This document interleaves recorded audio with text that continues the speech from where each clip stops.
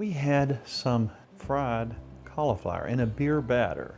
Now, if you don't like cauliflower, you can actually put chicken in here. You can do the same thing we're doing with the chicken.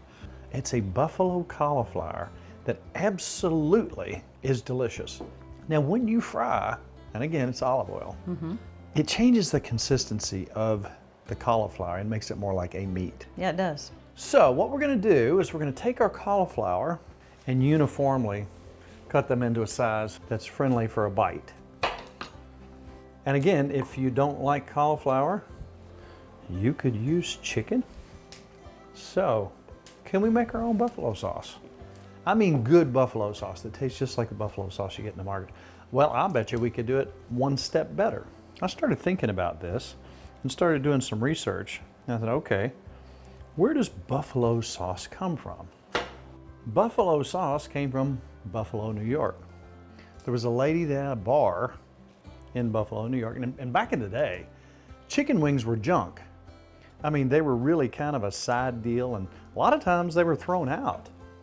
So Teresa Bellissimo at the Anchor Bar in Buffalo, New York, decided, what if she took some of those wings and made a spicy sauce that included butter, it included a hot sauce of your choice, and some Worcestershire, and a few more other things. What if she could take her wings and deep fry them or bake them or whatever, turn this thing that most people are wasting into something that she could serve at her bar?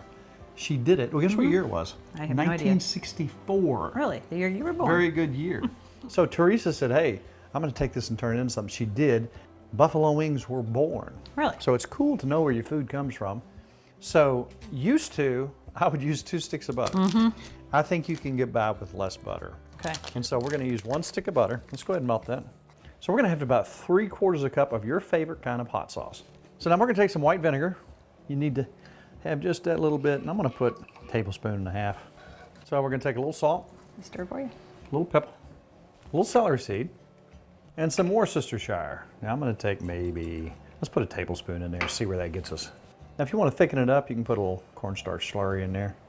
But I think this is going to be just about perfect. So there is just how simple it is to make buffalo sauce. All right, the batter for the cauliflower is 1/2 cup cornstarch, 1/2 cup of flour. Remember, if we don't say anything otherwise, it's all purpose, and it is all purpose. 1/2 teaspoon of baking powder, some salt. And what we're going to do is put about 1 cup of beer in here till you get that consistency just right. If you wanted to, you could use water, but I like that flavor. Our temperature is now about 280. I'm not going to fry this to death. I want this to have a little crunch. You do not, I repeat, have to have things at 350. You know, a lot of the on-the-counter stuff is preset at 350, so you're destined to burn stuff. So that's why I like something. And I really watch my control there. I watch my temperature gauge because it's not right on. Not it could be correct, 10, 15 degrees difference. Now, these went about 8.5 minutes, 9 minutes. Now look, with that cornstarch and the flour, they're very crispy. So I'm going to come back in here with some of my buffalo sauce. I'm going to take and toss. Very, very crispy. You need that because they're going to be soaked in the buffalo sauce. So your buffalo sauces, you're just going to evenly turn these. Oh, now you would probably want some blue cheese on there, wouldn't you? I would. I'm not a big blue cheese fan. So here's what our little snack is going to look like. Everything here is fresh and homemade. Kelly just mentioned these look like wings. Well, they do. But the crunch on this is the most valuable part. And that's where the cornstarch came in handy. And you'll find as you make some dishes, a lot of stuff that if you want to fry and get a really nice crunchy coating, including fish, cornstarch comes in mighty handy. I'll tell you what, let's do. Let's start with a cauliflower and then put some fresh ranch on that.